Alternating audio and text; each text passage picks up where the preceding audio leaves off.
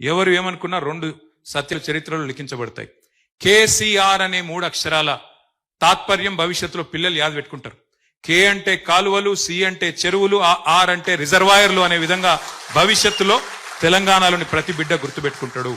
రెండో మాట కూడా నేను చెప్తా ఉన్నాను, ఇది గుర్తుపెట్టుకోండి. ఇవాళ మనందరి ఎఫర్ట్ గాని మనందరి తాపత్రయం ఒకటే కావాలి. కాళేశ్వరం కామధేనువు, కాళేశ్వరం కల్పతరువు తెలంగాణకు అనేది అందరికీ తెలుసు.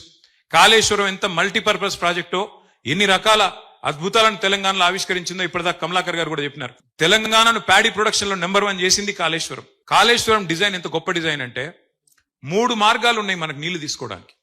రెగ్యులర్ గా మీకు వర్షపాతం, నార్మల్ వర్షపాతం వస్తే ఎస్ఆర్ఎస్పి గనక నిండితే, గోదావరి నిండితే చక్కగా మీ కాకతీయ కాలువ ద్వారా నీళ్లు తీసుకునే అవకాశం ఒక మార్గం.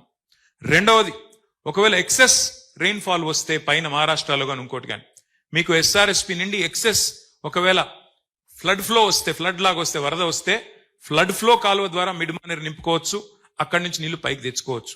ఈ 2 ఫెయిల్ అయినప్పుడు, అంటే సాధారణ వర్షపాతం లేనప్పుడు లేదా ఫ్లడ్ లైక్ సిచ్యువేషన్ లేనప్పుడు కరువు వస్తే, ఆ కరువులో కూడా తెలంగాణలో నీళ్లు ఉండేది ఎక్కడ? గోదావరిలో. అంటే ఒకటే ఒక్క ప్రాంతం మేడిగడ్డ.